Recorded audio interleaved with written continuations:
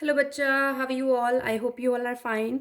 सो आज हम बिना टाइम वेस्ट करे लोकोमोशन और मूवमेंट का चैप्टर स्टार्ट करेंगे, रिवीजन स्टार्ट करेंगे। ठीक है, पूरा अच्छी तरीके से रिवीजन चल रहा है। एक एक वर्ड जो एनसीईआरटी का आपके लिए, आप शायद इतनी बार एनसीईआरटी रीड करके भूल रहे होगे, वो भी आपको यहाँ पे याद आ जाएंगे। क्लियर है बच्चा? वीडियो को लाइक करो, शेयर करो अपने फ्रेंड्स के साथ, जितना ज़्यादा कर सकते हो। चैनल को सब्सक्राइब करो, ठीक है। और वीडियो को देखते रहो, पूरा देखना, क्योंकि लास्ट में एक प्रॉब्लम आती है इस वाले चैप्टर में, मैकेनिज्म समझ में नहीं आता मसल कॉन्ट्रैक्शन का। वो भी मैं आपको कराऊंगी, वो खुद ही कराऊंगी मैं, उसके क्वेश्चन नहीं बनाए मैंने, उसको मैं पूरा आपको एक्सप्लेन ही करूंगी। ठीक है, तो वीडियो को लास्ट तक देखना। ठीक है, तो लोकोमोशन क्या होता है? जिसमें लोकेशन चेंज हो सकती है, और वो क्या होता है? हमेशा वॉलंटरी होता है, हमारी विल पावर के उसमें है, कंट्रोल में। मूवमेंट्स दोनों हो सकते हैं, वॉलंटरी भी और इनवॉलंटरी भी। ठीक है।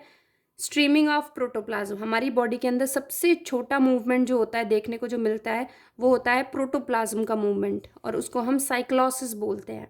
फिर एक स्टेटमेंट आती है, इंपॉर्टेंट है, कि सारे locomotory structures need not to be different from those affecting the other types of movement. मतलब किसी ऑर्गेनिज्म की बॉडी में कोई पार्ट है, वो अगर कोई और फंक्शन परफॉर्म कर रहा है, और उस जब वो फंक्शन नहीं कर रहा है, उसके अलावा वो कुछ और फंक्शन करने में हेल्प कर रहा है, लोकोमोशन कराने में हेल्प कर रहा है, तो वो कोई बेकार बात नहीं है। वो एक दूसरे के फंक्शन को क्या नहीं कर रहे हैं, वो अफेक्ट नहीं कर रहे हैं वहाँ पे। फॉर एग्जाम्पल, 3 एग्जाम्पल लिए। सीलिया, सीलिया किस में होता है? पैरामीशियम में। वो मूवमेंट में भी हेल्प करेगा फूड की, और लोकोमोशन में भी हेल्प कर रहा है। टेंटिकल्स हाइड्रा के अंदर, वो प्रे को कैप्चर करने के लिए और लोकोमोशन दोनों में हेल्प कर रहे हैं। ह्यूमंस, जब हम योगा करते हैं तो योगा में एक ही जगह रहते हैं हम, बस अपने पोस्चर चेंज करते रहते हैं। तो वही हमारे हाथ पैर, जो हमारे लिम्स हैं, वो बॉडी पोस्चर चेंज करने में भी हेल्प कर रहे हैं और लोकोमोशन करने में भी हेल्प कर रहे हैं। ठीक है, ये स्टेटमेंट आती है कि जब लोकोमोशन करते हैं हम लोग तो मूवमेंट होता है, लेकिन मूवमेंट करते टाइम लोकोमोशन नहीं होता है। ठीक है, तो all locomotions are movement, but all movements are not locomotion. Clear है बच्चा? बात समझ में आ गई? अब ह्यूमन के अंदर 3 मेन टाइप के मूवमेंट होते हैं ह्यूमन के अंदर। Amoeboid movement, ciliary movement, muscular movement. Amoeboid movement कहाँ देखने को मिलता है हमारी बॉडी में? हमारी जो इम्यून्स है वो है मैक्रोफेजेस और WBCs है हमारी। ठीक है, वो क्या करती हैं? अमीबॉइड यानी कि अमीबा लाइक मूवमेंट शो करती हैं। पैथोजन जैसा भी होता है उसके अकॉर्डिंग क्या करती हैं, वैसी ही शेप ले लेती हैं, उसको एनगल्फ, उसको फैगोसाइटोसिस करने के लिए, यानी कि सूडोपोडियाज बनाएंगी ये, अगर अमीबा के जैसा मूवमेंट कर रही हैं तो। सिलेरी मूवमेंट जो होता है वो ट्रैकिया में प्रेजेंट होता है, ब्रोंक्यूल्स में होता है, फेलोपियन ट्यूब। वहाँ पे क्या करता है ये? फेलोपियन ट्यूब में एग को मूव कराने के लिए, ब्रोंकिया और ट्रैकिया के अंदर कोई डस्ट पार्टिकल अगर फंस गया है तो वो म्यूकस में फंस जाएगा, और सीलिया उसको बाहर की तरफ प्रोपेल आउट कर देंगी डस्ट पार्टिकल को। एग्जाम्पल्स ऑफ मस्कुलर मूवमेंट कहाँ देखने को मिलती है? हमारे लिम्स, जॉ, टंग एटसेट्रा, ये सब कहाँ है जहाँ पे मसल्स जुड़ी हुई हैं, तो मस्कुलर मूवमेंट हो गया। इसके अलावा एक और टाइप का मूवमेंट होता है, लेकिन वो सब में नहीं होता है। वो कहाँ मिलता है? उसको हम बोलते हैं फ्लैजुलर मूवमेंट। वो सिर्फ ह्यूमन स्पर्म में मिलेगा, जो टेल है, फ्लैजुला बोलते हैं उसको। और एक क्वानोसाइट्स में मैंने आपको पढ़ाई थी, क्वानोडर्म बताई थी पॉरीफेरा में, उसके अंदर क्वानोसाइट्स होती हैं जो फ्लैजुलेटेड सेल्स होती हैं। मसल्स का ओरिजिन मीजोडर्मल, लेकिन 2 एक्सेप्शन है यहाँ पे। आइरिस, ठीक है, जो कलर्ड पार्ट होता है हमारी आई का, और सिलरी बॉडी जो लेंस को होल्ड करके रखती हैं, वो एक्टोडर्मल ओरिजिन होती हैं। तो स्टेटमेंट अगर इससे आ जाए आपको कि बेटा all muscles are mesodermal origin, गलत हो जाएगी। मोस्टली मसल्स आर मीजोडर्मल सही स्टेटमेंट है। ठीक है, या फिर all muscles are mesodermal in origin except iris and ciliary body, ये भी करेक्ट स्टेटमेंट है। मसल्स की स्टडी को सार्कोलॉजी या मायोलॉजी बोलते हैं। हमारी बॉडी के अंदर टोटल जो बोन वो होती है मसल्स, वो 639 होती हैं, और हमारी पूरी बॉडी का जो वेट है उसमें मसल्स 40 to 50% कॉन्ट्रीब्यूट करती हैं। तो ये भी स्टेटमेंट आ सकती है कि भाई मसल्स कितना वेट कंट्रीब्यूट करती है हमारे टोटल बॉडी वेट में। क्लियर है बच्चा? चलो, अब मसल्स की कुछ स्पेशल प्रॉपर्टीज़ होती है जो हमें पता होनी चाहिए, that is excitability, contractility, extensibility and elasticity. ठीक है, एक्साइटेबिलिटी की प्रॉपर्टी जनरली न्यूरॉन्स के पास होती है। किसी भी स्टिमुलस को लेकर एक्साइट हो जाए, बट ऐसी प्रॉपर्टी मसल्स के पास भी है। कॉन्ट्रैक्शन करने की प्रॉपर्टी यानी कि कंप्रेस हो जाना, एक्सटेंसिबिलिटी मतलब स्ट्रेच होने की प्रॉपर्टी, इलास्टिसिटी मतलब स्ट्रेच होने के बाद वापस अपने ओरिजिनल पोजीशन पे आ जाना, उस प्रॉपर्टी को हम इलास्टिसिटी बोलते हैं। तो एक्साइटेबिलिटी, कॉन्ट्रैक्टिलिटी, एक्सटेंसिबिलिटी और इलास्टिसिटी, ये 4 प्रॉपर्टीज़ है मसल्स की। और हमारी बॉडी में 3 टाइप की मेन मसल्स होती हैं। स्केलेटल मसल्स जिनको हम स्टेरिएटेड मसल्स भी बोलते हैं, विसरल मसल्स को स्मूथ मसल्स बोलते हैं, और कार्डियक मसल्स, ठीक है, ये सिर्फ हार्ट में मिलती हैं। कौन सी मसल है जो ईजिली फटीक हो जाती है? ठीक है, स्केलेटल मसल्स। हम एक्सरसाइज करते हैं ना, तो हमारी रनिंग करते हैं या फिर कोई भी एक्सरसाइज करते हैं तो थक जाते हैं, तो वो कौन सी मसल जल्दी थक रही है? स्केलेटल, क्योंकि स्मूथ मसल्स भी नहीं थकेंगी कभी भी, और कार्डियक यानी कि हार्ट मसल्स भी कभी नहीं थकेंगी। ठीक है, स्केलेटल मसल्स को हम वॉलंटरी मसल्स भी बोलते हैं क्योंकि हमारे विल पावर के कंट्रोल में होती है। Dash muscles have multi nucleated and periphery nucleus. इनके पास एक से ज़्यादा न्यूक्लियस होता है मसल फाइबर के अंदर, और इनका न्यूक्लियस जो होता है वो पेरिफेरी पे होता है। ठीक है, वो पेरिफेरी पे क्यों होता है वो मैं आपको आगे बताऊंगी। स्केलेटल मसल्स कैसी अपीयर होती हैं? लॉन्ग एंड सिलेंड्रिकल ऐसी शेप होती है इनकी, लॉन्ग सिलेंड्रिकल, और न्यूक्लियस यहाँ होते हैं पेरिफेरी पे। ठीक है, बहुत सारे होते हैं, मैनी, और पेरिफेरी पे है, और अनब्रांच्ड है। लॉन्ग सिलेंड्रिकल, अनब्रांच्ड, तो ये अनब्रांच है। ये छोटी छोटी चीज़ें याद रखना। स्केलेटल मसल्स सिलेंड्रिकल है, अनब्रांच्ड है, मल्टी न्यूक्लिएट न्यूक्लियस है, न्यूक्लियस पेरिफेरी पे प्रेजेंट है। जीआईटी और विसरल ऑर्गन्स के अंदर कौन सी मसल्स होती हैं? Smooth muscles. तो जीआईटी यानी कि गैस्ट्रो इंटेस्टिनल ट्रैक, आपका गट। ठीक है, आप कभी भी खाना खाओ तो ये थोड़ी बोलेगा कि भाई रुक जा, अभी थोड़ी देर में रेस्ट ले रहा हूँ ज़रा, नहीं लेती, कभी भी नहीं थकती हैं, 24/7 काम करती हैं ये, पेरिस्टालसिस मूवमेंट चलता रहता है।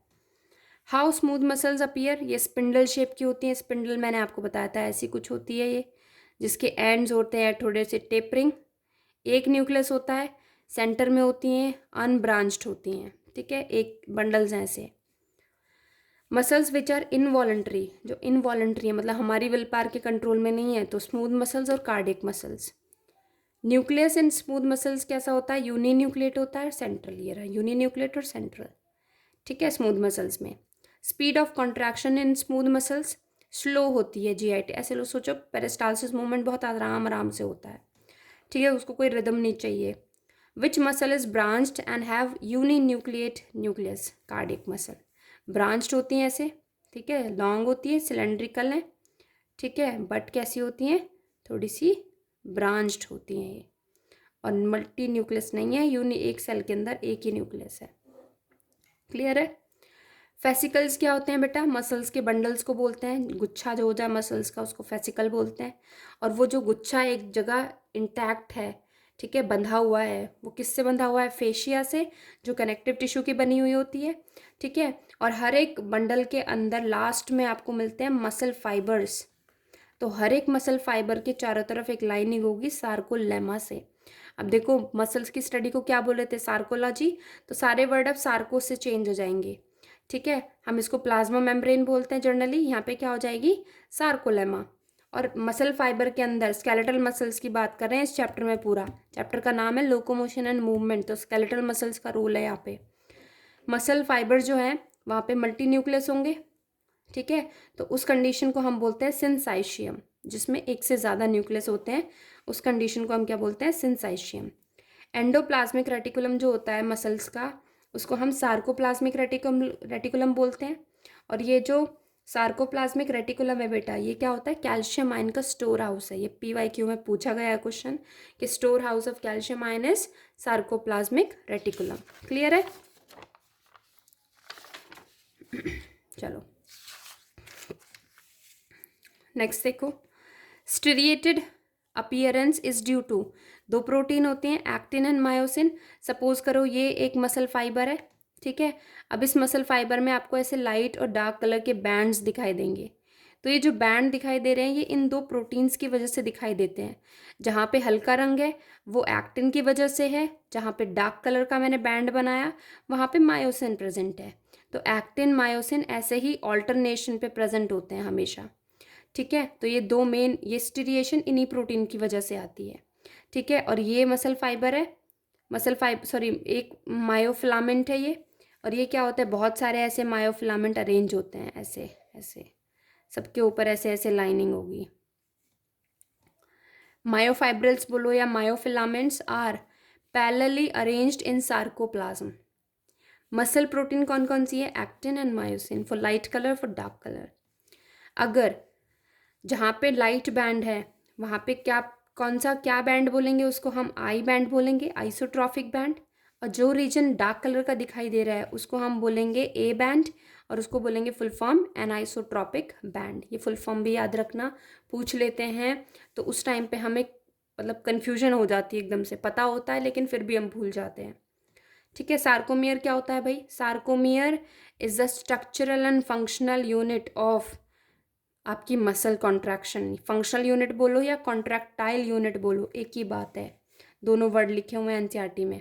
और ये कहाँ प्रेजेंट होती हैं, दो सक्सेसिव जेड लाइन के बीच में। ठीक है, यहाँ पे बताया था ना, ये एक्टिन है, ये मायोसिन है। ठीक है, तो ये दो जेड लाइन के बीच में जो पूरा ये जो स्पेस है इसको हम सार्कोमियर बोलते हैं। ठीक है, एक सार्कोमियर बनाने के लिए कितने आई बैंड और कितने ए बैंड की ज़रूरत पड़ेगी बेटा। ठीक है, तो दो तो आधे आई बैंड चाहिए और एक ए बैंड चाहिए, इसको रट लो अभी। ठीक है, 2 हाफ आई बैंड, आई देखो half I band plus half I band plus, अब इसको हाफ आई बैंड और हाफ आई बैंड को एक आई बैंड मत लिखाना, गलत हो जाएगा। ठीक है, हाफ हाफ दो अलग से लिखे होंगे या 2 हाफ आई बैंड लिखा होगा, लैंग्वेज में होगा तो। ठीक है, मेंशन द चेंजेस, जब कॉन्ट्रैक्शन होती है मसल्स की तो अगर हम माइक्रोस्कोप में देखें, ठीक है, तो क्या क्या चेंजेस हमें दिखाई देंगे अगर इसको मैं माइक्रोस्कोप में डील करूं। ठीक है, तो क्या क्या चेंजेस होंगे, सबसे इंपॉर्टेंट चीज़ एक्टिन और मायोसिन है ना, तो वो क्या करती है, सपोज करो ये क्या है मेरे पास, ये वाला जो हाथ है मेरा ये मायोसिन है, ये वाला हाथ जो है ये एक्टिन है। अब कॉन्ट्रैक्शन होगी तो क्या होगा, ये जो एक्टिन है ये इसके ऊपर क्या करेगी, ऐसे स्लाइड करेगी। ठीक है, तो जो लेंथ है इनकी एक्टिन और मायोसिन की वो कभी चेंज नहीं होगी। तो क्वेश्चन पूछेंगे कि कौन स्लाइड करता है, तो एक्टिन स्लाइड ओवर मायोसिन। ठीक है, और अप्रोच करती है, बीच में जो लाइन होती है उसको एम लाइन बोलते हैं, उस पे जाके क्या करेगी, अप्रोच करेगी। ठीक है, जो लेंथ है एक्टिन और मायोसिन की वो सेम रहेगी, चेंज नहीं होगी। आई बैंड जो है वो रिड्यूस हो जाएगा, छोटा हो जाएगा। A band remain same. A band क्या रहेगा, आई बैंड किसको बोला था मैंने, जहाँ पे सिर्फ आई, जहाँ पे सिर्फ एक्टिन होता है। और ए बैंड किसको बोला था, जहाँ थोड़ा सा एक्टिन और मायोसिन क्या हो, ओवरलैप हो, उसको ए बैंड बोलते हैं। तो जब ये ऐसे पास में आएंगे तो क्या होगा, आई बैंड तो रिड्यूस होगा, ए बैंड पे कोई फर्क नहीं पड़ेगा, और एच जोन जो होता है वो डिसअपियर हो जाएगा। ठीक है, एनसीईआरटी का डायग्राम खोल के बैठना। ठीक है, एनसीईआरटी अपनी खोल के बैठा करो, जब भी मैं आपको करा रही होती हूँ, कोई भी टॉपिक है, कोई डायग्राम से रिलेटेड है तो उसको खोल के बैठा करो, आपको आसान हो जाएगा। और ठीक है, मोनोमर ऑफ एक्टिन प्रोटीन, ठीक है, क्या होते हैं, जी एक्टिन। दो इंपॉर्टेंट प्रोटीन का स्ट्रक्चर है। जी एक्टिन यानी कि ग्लोबुलर एक्टिन से मिलके बने हुए हैं, इनकी पॉलीमराइजेशन हो जाती है।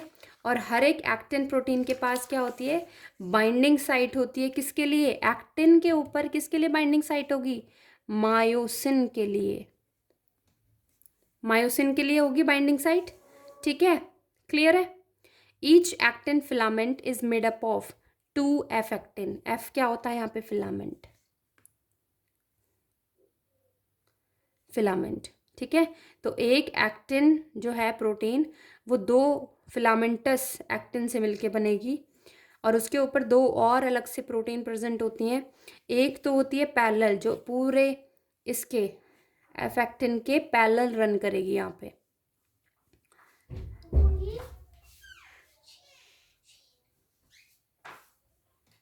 क्लियर है, बीच बीच में बच्चे आ जाते हैं बुई बुई बुई करते हुए।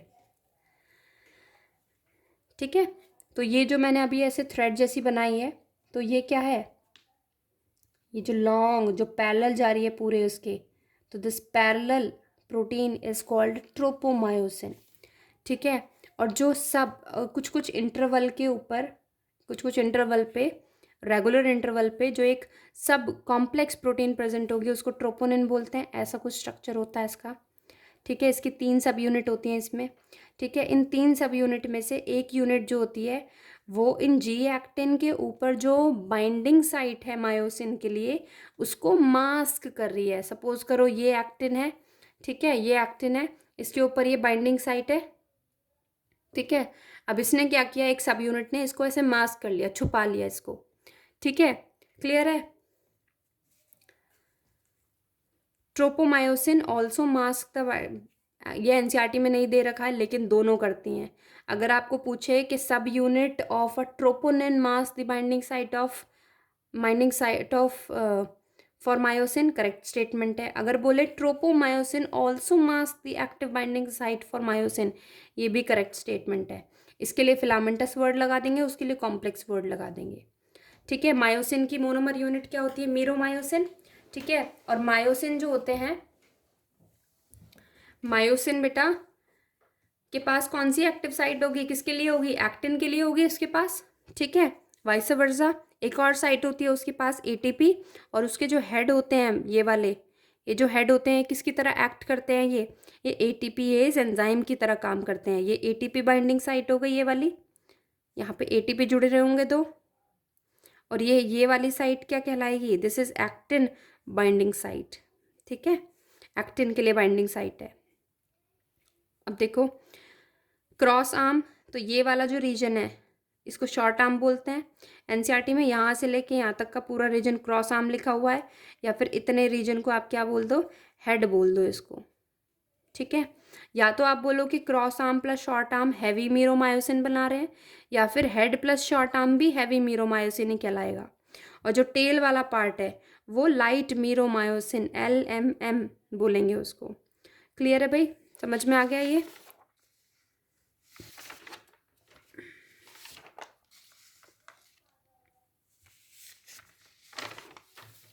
ठीक है, चलो अब आते हैं मसल। मैंने आपको दो बताई थी, रेड मसल फाइबर और वाइट मसल फाइबर। आप कभी देखना हमारी बॉडी के अंदर दो टाइप की मसल फाइबर्स होती हैं, रेड मसल फाइबर और वाइट। ठीक है, red muscle fibres have rich myoglobin होती है, एक रेड कलर कंटेनिंग पिगमेंट होती है, और ये आयरन होता है इसके अंदर, इसलिए रेड अपीयर होती है ये प्रोटीन जो होती है। तो जिन मसल फाइबर्स के अंदर ये वाली प्रोटीन ज़्यादा होगी वो लाल दिखाई देगी, जिसमें कम होगी वो थोड़ी पिंकिश या फिर वाइट दिखाई देगी। क्लियर है बेटा। और ये एफिनिटी शो करता है ऑक्सीजन के लिए, हीमोग्लोबिन से ज़्यादा ये एक ऑक्सीजन का मॉलिक्यूल कैरी कर सकता है। मैंने आपको अभी रेस्पिरेशन वाले चैप्टर में बताया था मायोग्लोबिन के बारे में। ठीक है, क्योंकि इसके पास एक आयरन होता है तो ये क्या कर सकता है, एक ऑक्सीजन का मॉलिक्यूल अपने साथ कैरी कर सकता है। Which muscles are more developed in marathon runners. Marathon runners क्या होते हैं, जो लंबी रेस दौड़ते हैं, 2 किलोमीटर की, 10 किलोमीटर की, 20 किलोमीटर की, ऐसी रेस दौड़ते हैं, उनको मैराथन रनर्स बोलते हैं। तो उनको क्या, लंबी रेस दौड़ी है तो कॉन्सेप्ट लगाओ, उन्हें हमेशा एनर्जी चाहिए, कांस्टेंट एनर्जी चाहिए उन्हें। ठीक है, वो तेज़ नहीं भागते, वो बहुत स्लो स्लो भागते हैं क्योंकि उन्हें बहुत लंबा दौड़ना है।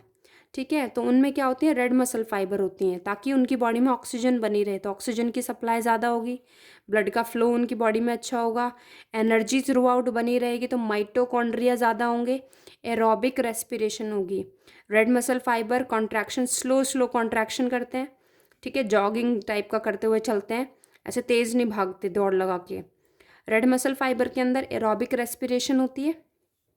ठीक है, लैक्टिक एसिड नहीं बनता इनके अंदर। ठीक है, माइटोकॉन्ड्रिया का नंबर ज़्यादा है। अब देखो कॉन्ट्रैक्शन स्लो है, तो एक चीज़ मुझे बताओ, कॉन्ट्रैक्शन स्लो है तो सार्कोप्लाज्मिक रेटिकुलम कम होंगे कि ज़्यादा होंगे, कम होंगे, क्योंकि कैल्शियम नहीं चाहिए इनको। कैल्शियम तो कॉन्ट्रैक्शन कराता है ना रैपिडली, तो कम कॉन्ट्रैक्शन हो रही है तो यानी कि कैल्शियम कम आ रहे हैं, तो सार्कोप्लाज्मिक रेटिकुलम का नंबर कम होगा यहाँ पे। ठीक है, वाइट मसल फाइबर्स ज़्यादा स्प्रिंटर्स के अंदर डेवलप रहती हैं। वाइट मसल फाइबर के अंदर लैक्टिक एसिड बनेगा क्योंकि एनारोबिक रेस्पिरेशन होती है वहाँ पे। मसल से रिलेटेड डिसऑर्डर्स क्या क्या हैं बेटा, myasthenia gravis, autoimmune disorders. Which part get affected in myasthenia gravis, neuromuscular junction. तो अगर इसमें क्या कंडीशन होगी, इसमें क्या होगा, जल्दी थक जाएगा वो इंसान, अमिताभ बच्चन को ये बीमारी है। ठीक है, और जल्दी थक जाएगा, फटीक फील करेगा, और ज़्यादा सीरियस केस हो जाएगा तो पैरालिसिस हो जाती है। क्लियर है। Disease in which progressive degeneration of skeletal muscles mostly due to the genetic disorder. Genetic की जगह वो आपको इनहेरिटेबल डिसऑर्डर भी दे सकते हैं, तो उसको क्या बोलते हैं, मस्कुलर डिस्ट्रॉफी। बहुत ही मसल मास लॉस होने लग जाता है, तो ये जेनेटिकल डिसऑर्डर है, इसमें तो कुछ नहीं कर सकता बच्चा। ठीक है। अब वाइल्ड कॉन्ट्रैक्शन हो रही है अगर किसी मसल के पार्ट में due to low calcium ions and low oestrogen levels is called tetany. इसलिए बोलते हैं इसको, this is age related. Age related, age related इसलिए बोलते हैं बेटा क्योंकि ईस्ट्रोजन की जो कमी होती है, मेनली फीमेल्स की बात कर रहे हैं यहाँ पे, ईस्ट्रोजन अगर इन्होंने इन्वॉल्व कराया तो ईस्ट्रोजन की कमी, जैसे जैसे एज बढ़ती जाती है फीमेल्स की, ईस्ट्रोजन का लेवल जो है वो कम हो जाता है उनकी बॉडी में। एक सेक्स हार्मोन है उनका, तो इसका लेवल कम हो जाता है, जिसकी वजह से कंट्रैक्शन होने लग जाती है मसल्स के अंदर। ठीक है। आपने देखा होगा कभी मम्मी शिकायत करती है, मेरे एड़ियों में दर्द होता है, मेरी पिंडलियों में दर्द हो रहा है, हाथों में दर्द हो रहा है, ऐसे ही दर्द हो रहा है बस। ठीक है। तो वो क्या है, वो ये साइन है कि उनकी बॉडी में एस्ट्रोजन का लेवल कम है, जिसकी वजह से उनके अंदर कॉन्ट्रैक्शन, दर्द होने लग जाता है मसल्स में बिना बात के। ठीक है। पहले आपको एक मैकेनिज्म करा दूं मैं फटाफट से, देखो।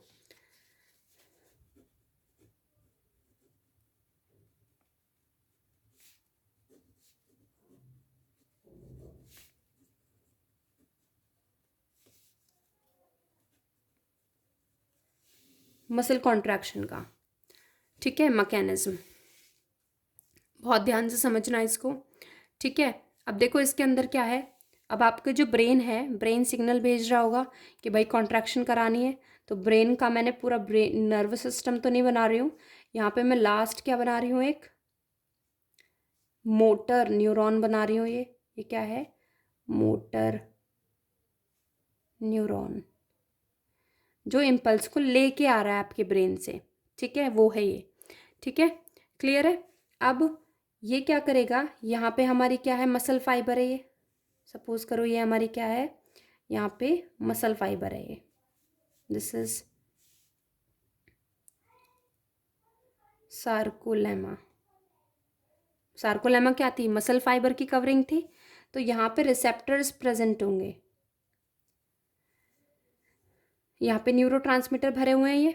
ठीक है, तो यहाँ से न्यूरोट्रांसमीटर यहाँ पे अपना रिलीज कर देंगे साइनेप्टिक क्लेफ्ट के अंदर, और ये यहाँ पे आसानी से क्या कर जाएंगे, ये बाइंड कर जाएंगे। ठीक है। अब जैसे ही इसके साथ बाइंड करते हैं, ACH ले लेते हैं, एसिटाइल कोलिन। ठीक है, एसिटाइल कोलिन रिसेप्टर्स होंगे, तो ये जैसे ही इसके साथ बाइंड करेंगे, तुरंत ही क्या होगा, सार्कोलेमा के अंदर एक्शन पोटेंशियल जनरेट हो जाएगा। और जैसे ही यहाँ पे एक्शन पोटेंशियल जनरेट होता है, तो जो मैंने आपको यहाँ पे स्टोर हाउस बताया था कैल्शियम आयन का, दैट इज सार्कोप्लाज्मिक रेटिकुलम, वो रिलीज होना शुरू हो जाएगा। अब ये सारी जितनी भी मैं आगे आपको स्टोरी बताऊंगी, वो सब की सब मसल फाइबर के अंदर ही हो रही है। मसल फाइबर के अंदर भी वो जो मायोफिलामेंट और मायोफाइब्रल्स जो थे उनके अंदर हो रही है, यानी कि सार्कोमियर के अंदर बताऊंगी आपको। ठीक है, क्लियर है बच्चा, समझ में आ गई। तो जैसे ही ये कैल्शियम आयन रिलीज होते हैं, तो आप एक याद करो, मैंने आपको सब प्रोटीन बनाई थी एक, ये तो सपोज करो ये वाली जो साइट है, ये मायोसिन बाइंडिंग साइट है। ठीक है, ठीक है, आई मायोसिन बाइंडिंग, क्या लिख रही हूँ मैं, मायोसिन बाइंडिंग साइट है ये। ठीक है, इसको मास्क कर रही थी वो मायोसिन के लिए जो बाइंडिंग साइट थी। ये वाला जो है वो Ca+2 आयन्स है, और ये वाली जो है वो ट्रोपोनिन वाली थी, TPT, और ये हो जाएगा TPM, और ये कैल्शियम। ठीक है, TPC। तो होगा क्या, ये जो कैल्शियम यहाँ से निकले हैं सार्कोप्लाज्मिक रेटिकुलम से, वो इस सब यूनिट, ये जो कैल्शियम दिख रहा है ना आपको, यानी कि ट्रोपोनिन जो थी, उसके ऊपर आके बाइंड कर जाएगा। बाइंड करने के बाद क्या होगा, सपोज करो ये वाला जो पार्ट है, ये मान लो क्या है, ये एक्टिन फिलामेंट है, और ये एक्टिन फिलामेंट के ऊपर जो साइड थी मायोसिन के लिए, उसको मास्क कर रहा है, छुपा रहा है ये। तो जैसे ही बेटा इस पे आके कैल्शियम जुड़ेगा यहाँ पे आके, तुरंत ही ये कैसा दिखाई देने लग जाएगा मुझे, ऐसे, ये और ये बिल्कुल अलग हो गया। ठीक है, ये आपका एक्टिन जो है,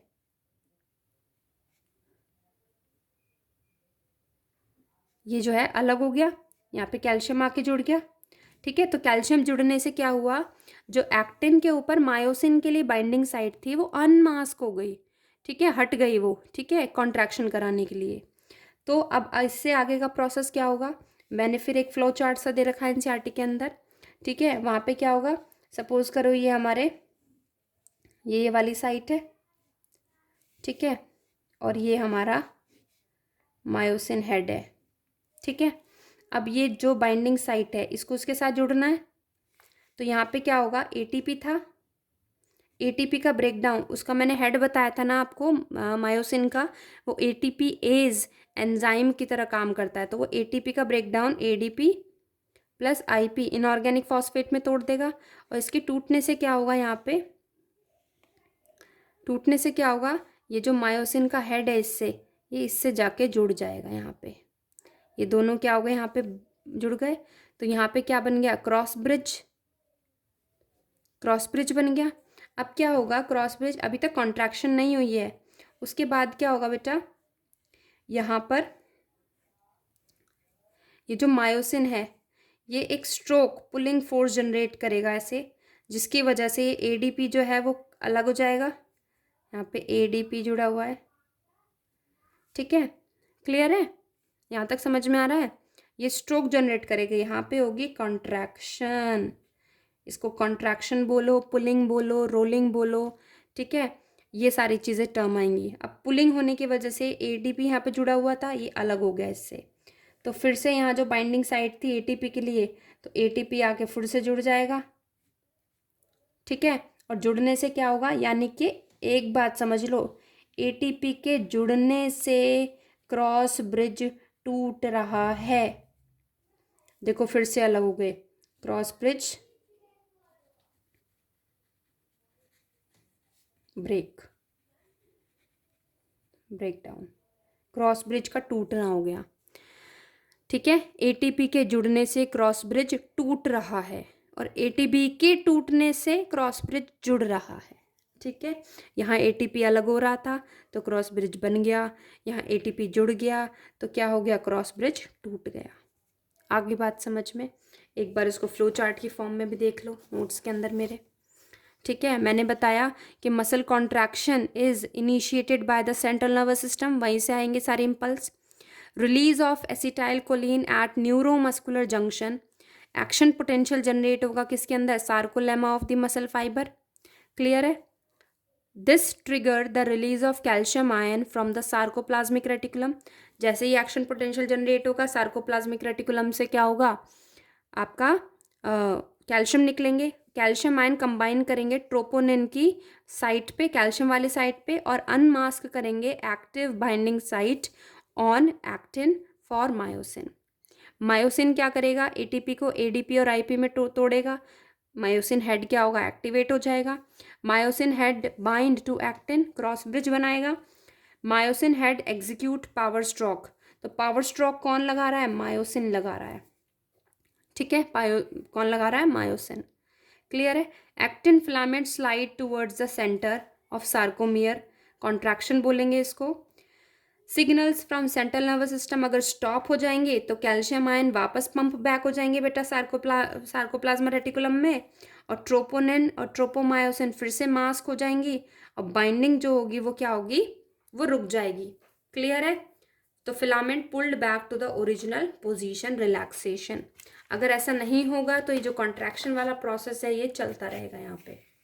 ठीक है, समझ में आ गया, आगे चलें। चलो अब बोन्स वाले पार्ट पे आ जाते हैं, मसल्स की डिजीज भी हो गई। ठीक है, बोन वाले पार्ट पे आते हैं अब। कॉन्ड्रॉइन सॉल्ट्स, कॉन्ड्रॉइन वर्ड कहाँ पढ़ा था, कार्टिलेज के अंदर, किस में होता है, कार्टिलेज में होते हैं salts. Total number of bones कितनी होती हैं ह्यूमन बॉडी में? 206 होती हैं, ठीक है। ह्यूमन के अंदर एक्सियल स्केलेटल के अंदर कितना होता है? 2 पार्ट में डिवाइड किया था ना सिस्टम को, एक्सियल और अपेंडिकुलर। एक्सियल में कितनी बोन थी? 80, अपेंडिकुलर में 126, ठीक है। स्कल में कितनी बोन होती है टोटल? 29, ठीक है।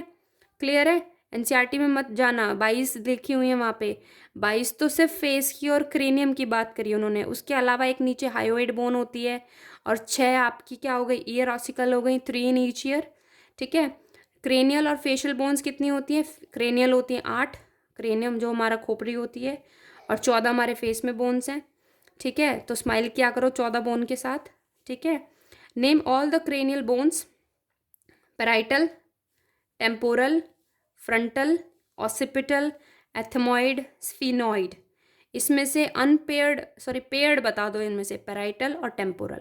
ये कान की तरफ होती है, ये रूफ होती है हमारी क्रेनियम की, ठीक है।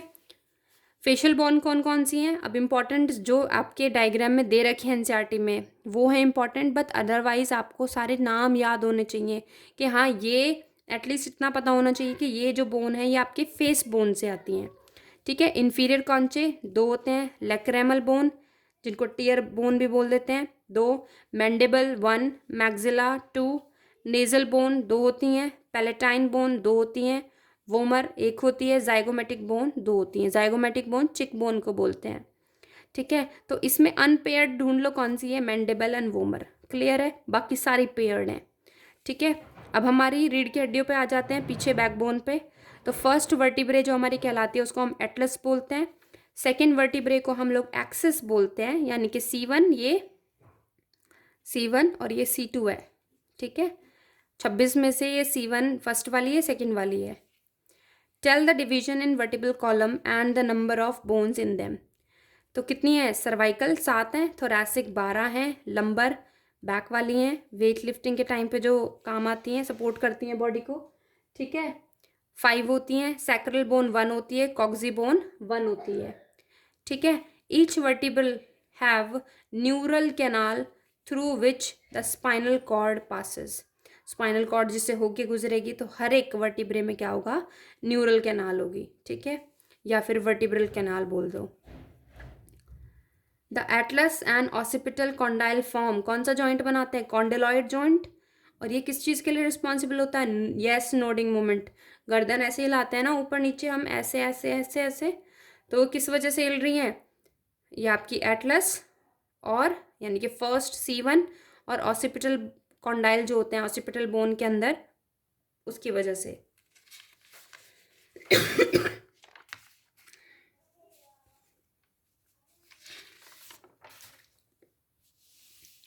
यस नोडिंग मूवमेंट किसकी वजह से हो रहा था? अभी बताया था मैंने आपको। किसकी वजह से? Between the due to atlas and occipital के बीच में जो जॉइंट है कॉन्डेलॉइड जॉइंट, उसकी वजह से। नो नोडिंग मूवमेंट किसके बीच में हो रहा है? एटलस एंड एक्सिस के बीच में। इसको बोलते हैं हम लोग पाइवेट जॉइंट, ठीक है, या फिर नेक जॉइंट बोल देते हैं, ठीक है। नेक में होता है ये, मूवेबल होता है, फ्रीली मूवेबल। नो बोलते हैं ऐसे, गर्दन नो, ठीक है। तो कौन सा जॉइंट है? नो बोल रहे हैं तो नो नॉडिंग मूवमेंट के लिए दैट इज पाइवेट जॉइंट, जो एटलस और एक्सिस के बीच में होता है। सारे मैमल के पास 7 सर्वाइकल वर्टिब्रे होती है, एक एक्सेप्शन है ब्रेडिपस, तो इसको याद रख लेना, स्टार लगा लो इस पर, ठीक है। उसके पास 9 सर्वाइकल वर्टिब्रे होती हैं। टोटल नंबर ऑफ रिब्स कितनी होती हैं हमारी? 24, ठीक है। रिब्स हैव 2 आर्टिकुलेटिंग सरफेस होते हैं। अब देखो रिब आगे से स्टर्नम पे जुड़ रही है, पीछे से वर्टिब्रल कॉलम पे जुड़ रही है, ठीक है। तो उनके 2 आर्टिकुलेटिंग सरफेस होते हैं, इसलिए क्या बोलते हैं उसको? बायसिफेलिक बोलते हैं उसको। और हमारी फर्स्ट 7 पेयर जो होते हैं, ठीक है, वो ट्रू रिब्स कहलाती हैं। 1 R1, R2, R3, R4, R5, R6, R7। तो 7 पेयर शुरू के जो होते हैं, 12 पेयर होती है ना, तो 7 पेयर जो होते हैं वो ट्रू होती हैं। The skull region articulate with vertebral column by condyloid, ठीक है, कॉन्डाइल्स, ठीक है, ऑसिपिटल के कॉन्डाइल्स। ट्रू रिब्स जो होती हैं वो स्टर्नम से जुड़ी हुई रहती हैं with the help of a cartilage. कौन सा कार्टिलेज होता है? Hyaline cartilage. ठीक है। Which what pair of ribs are vertebrochondral ribs? Vertebrochondral ribs. ठीक है। तो कौन सी होती है? 8th 9th और 10th। मतलब ये पीछे से तो जुड़ी हुई है वर्टिबल कॉलम से, आगे से डायरेक्ट स्टर्नम से नहीं जुड़ी हुई। ये C7 वाली जो R7 वाली जो है ना, उससे जुड़ी रहती हैं ऐसे कार्टिलेज की मदद से। तो कार्टिलेज के लिए कॉन्ड्रल वर्ड आ रहा है ये। वरना अगर ट्रू रिब्स की अगर मैं बात करूँ ना, ये वाली, तो ये कहलाती हैं वर्टिब्रो स्टर्नल रिब्स। ठीक है। यानी कि वर्टिब्रल और स्टर्नम दोनों से जुड़ी हुई है vertebrochondral ribs. False ribs को क्या बोलते हैं? Vertebro are also called vertebrochondral बोलते हैं इनको भी, फॉल्स रिब्स को भी। ये फॉल्स रिब्स ही होती हैं 8 9 10th। False ribs are joint with the help of hyaline cartilage से जुड़ी रहती हैं विद द 7th रिब। ठीक है, 7th pair of rib. What part are floating ribs? 11th and 12th। ये पीछे से तो जुड़ी हुई हैं वर्टिबल कॉलम से, तभी तो थोरैसिक 12 थी पीछे वर्टिब्रे। ठीक है, लेकिन आगे से इनका जो एंड है स्टर्नम फ्री है, ना तो किसी बोन से जुड़ी हुई है, फ्री है बिल्कुल, तो फ्लोटिंग बोल देते हैं। हमारे ईच लिम्ब यानी कि एक हाथ एक पैर में, हर एक हाथ में हर एक पैर में कितनी कितनी बोन्स होती हैं? 30 होती हैं। कार्पल्स बोलते हैं इनको, कलाई की जो बोन्स होती हैं 8 होती हैं ये। टार्सल्स होते हैं, पैरों की जो एडी के पास बोन होती हैं वो 7 होती हैं। The longest bone in our body is femur, जिसको हम थाई बोन बोल देते हैं कॉमनली। ठीक है, क्लियर है। Each half of the pectoral girdle consist of scapula, ठीक है, एंड क्लेविकल। पेक्टोरल गर्डल में दो ही तो आते हैं, स्कैपुला जो ट्रायंगुलर शेप की बोन होती है, और clavicle collar bone. Scapula is situated between the, ये याद रखना, ये इंपॉर्टेंट है, situated between the 2nd and 7th rib. Scapula have a slightly elevated ridges called the spine बोलते हैं उसको। Sorry. Spine project as a flat expanded process called the acromion. ठीक है, acromion process होता है इसमें। और ग्लिनोइड कैविटी कहाँ पे प्रेजेंट होती है? अबव acromion या below? ये था ना, ये है, और यहाँ से एक प्रोसेस निकल रहा है acromion प्रोसेस। ये ग्लिनोइड कैविटी है, ट्रायंगुलर शेप की बोन है ये। ठीक है, ये है स्कैपुला, ये है एक्रोमियन प्रोसेस, ये वाला। ठीक है, और ये है ग्लिनोइड कैविटी। ठीक है, दिस इज ग्लिनोइड कैविटी। तो ये कहाँ है? इसके ऊपर है कि नीचे है? अबव या बिलो? बिलो है इसके। ठीक है, तो देखो कितना ध्यान रखना है, प्रेजेंट अबव नहीं है, बिलो आएगा, तो फॉल्स हो गई ये statement. Clavicle articulate with sternum and acromion process. जो हमारी कॉलर बोन होती है वो आगे से स्टर्नम से जुड़ी रहती है और पीछे से हमारे एक्रोमियन प्रोसेस से जुड़ी रहती है by the help of cartilage. ठीक है, ग्लिनोइड कैविटी किसके साथ आर्टिकुलेट करती है? जो हमारी फोर आर्म है ना ऊपर वाली, ठीक है, जो उसके ऐसे होता है, ये फोर आर्म है, ठीक है, उसका एक हेड होता है, उसके ये ग्लिनोइड कैविटी है, उसके साथ ऐसे आर्टिकुलेट करके शोल्डर जॉइंट बनाती है। ठीक है, तो ऐसे पूछते हैं कि ह्यूमरस का हेड किसके साथ आर्टिकुलेट करता है? Glenoid cavity. ग्लिनोइड कैविटी कहाँ पे प्रेजेंट होती है? स्कैपुला में प्रेजेंट होती है। ठीक है, क्या फॉर्म करते हैं? कौन सा जॉइंट बनता है? शोल्डर जॉइंट बनता है। क्लियर है। Dash is called a collar bone, clavicle. Each coxal, hip bone की बात कर रहे हैं अब ये कॉक्सल बोन की, तो ईच हाफ, दो होते हैं, दो एक साइड की बात कर रहे हैं। Each coxal bone is formed by the fusion of 3 bones, ilium, ischium, pubis. इन तीनों बोन के मिलने से हमारा एक हिप साइड बनती है। At the point of fusion a cavity is formed called acetabulum. ये तीनों बोन्स जहाँ पे मिलती हैं, तो तीनों बोन बना रही हैं इसको, एसिटाबुलम को। ठीक है, तो जो हमारी थाई बोन है, फीमर है, वो इन तीनों के साथ आर्टिकुलेट कर रही है, किसी एक के साथ नहीं कर रही। ये तीनों बोन जहाँ पे फ्यूज़ करती हैं, उस फ्यूजन के पास जो कैविटी बनती है उसको एसिटाबुलम बोलते हैं। क्लियर है। प्यूबिक सिम्फाइसिस बोलते हैं दोनों कॉक्सा जहाँ जुड़े रहते हैं। ये एक हिप वाला रीजन है, ये दूसरा हिप वाला रीजन है। ठीक है, यहाँ से जो ये जॉइंट होगा उसको हम प्यूबिक सिम्फाइसिस बोलते हैं। और ये हाईलाइन फाइब्रस कार्टिलेज का बना होता है, ये खिंचता है बुरी तरीके से जब डिलीवरी होती है। ठीक है, फाइब्रस कार्टिलेज है ये।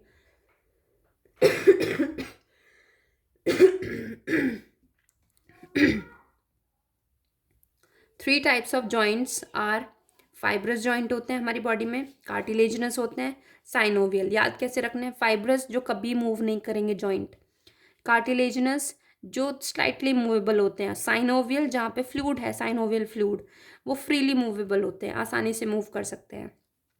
फाइब्रस जॉइंट कहाँ देखने को मिलता है? क्रेनियम में। ब्रेन की बोन्स जो 8 बोन जुड़ी हुई हैं वो हिलती थोड़ी हैं जब हम उछलते हैं, नहीं होता ना। In it the bone are connected with the help of fibrous connective tissue. In it का मतलब इसी में पूछ रहे हैं, क्रेनियम के अंदर, in the form of sutures. तो ये जो फाइब्रस जॉइंट है ये क्या बना रहे हैं? एक अटैचमेंट बना रहे हैं, उसको सूचर बोल रहे हैं ये। क्लियर है बेटा? लास्ट पेज रह गया एक, फटाफट से रिवीजन खत्म करते हैं। Examples of cartilaginous joint, sternum और रिब्स हो गई एक तो, ठीक है, एंड प्यूबिक सिम्पाइसिस। क्लियर है? तो स्लाइटली मूवेबल होता है। ग्लाइडिंग जॉइंट, सैडल जॉइंट, ये सब किसके एग्जाम्पल है? साइनोवियल के हैं। तो ग्लाइडिंग जॉइंट कहाँ देखने को मिलता है? कार्पल्स के बीच में हम ऐसे करते हैं ना हाथ को, तो यहाँ जो हाथ में से आवाज़ आती है चटकने की, वो किसकी वजह से है? वो gliding joint.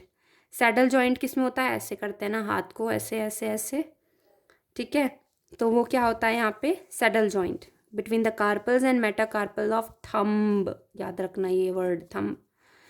Joints between phalanges, phalanges होती हैं उंगलियाँ, डिजिट्स बोलते हैं इनको, इनके बीच में कैसा है? देखो ऐसे ही मुड़ सकती है ना, उल्टी तो नहीं मोड़ सकती मैंने, तो कैसा जॉइंट है? Hinge joint. एल्बो में भी कैसा होता है? हिंज। नी जॉइंट भी कैसा होता है? Hinge joint. बटरफ्लाई या की बोन किसको बोलते हैं? स्फिनॉइड बोन को बोलते हैं बेटा, क्योंकि वहाँ पे एक कैविटी बताई थी सेला टर्सिका, उस सेला टर्सिका के अंदर क्या होता है? पिट्यूटरी ग्लैंड लोकेटेड होता है। ओनली फेशियल मूवेबल, फेस में कौन सी बोन मूव कर सकती है? मैंडिबल, लोअर जॉ जिसको बोलते हैं। कौन सी बोन है जो किसी भी चीज़ के साथ आर्टिकुलेट नहीं करती, कोई भी बोन के साथ? That is hyoid bone. चिक बोन, हमारे गाल जो चढ़ जाते हैं ना, गालों वाली जो बोन है हमारी क्यूट सी, इसको क्या बोलते हैं? जाइगोमेटिक बोन बोलते हैं, और ये 2 होती हैं, ठीक है, एक गाल थोड़ी होता है। Large opening at the posterior and through which brain is continuous.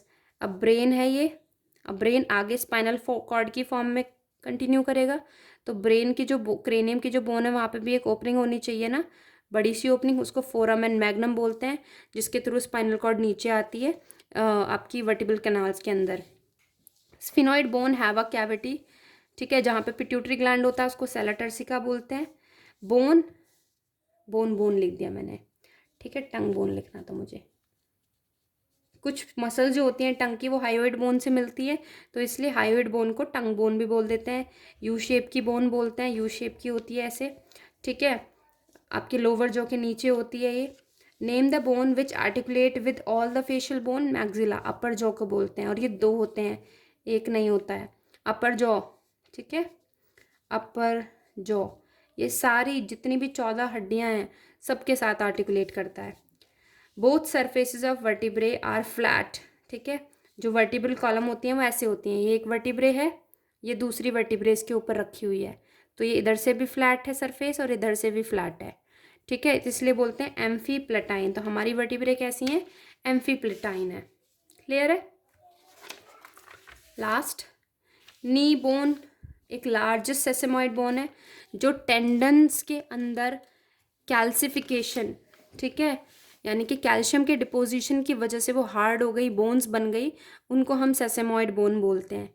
Knee joint कौन कौन बना रहा है भाई? फीमर बना रहा है, पटेला बना रहा है, टिबिया बना रही है। फिब्यूला नहीं बनाएगी, क्योंकि फिब्यूला किसके साथ जुड़ी रहती है? टिबिया से, नी जॉइंट में नहीं आती है वो। टेल बोन किसको बोलते हैं? कॉक्सी को, और ये वेस्टिजियल है हमारे अंदर, क्योंकि टेल रिड्यूस हो गई, वेस्टिजियल हो गई कॉक्सी बोन। क्लियर है बेटा? आ गई बात समझ में? ठीक है, देखो छोटा सा चैप्टर था ये, मज़ेदार सा, फटाफट से रिवाइज हो गया हमारा, ठीक है, पता भी नहीं चला, विद इन नो टाइम। तो ऐसे ही रिवीजन करना है बढ़िया तरीके से। वीडियोस को देखते रहो, शेयर करो अपने फ्रेंड्स के साथ। Thank you so much everyone, bye bye, see you.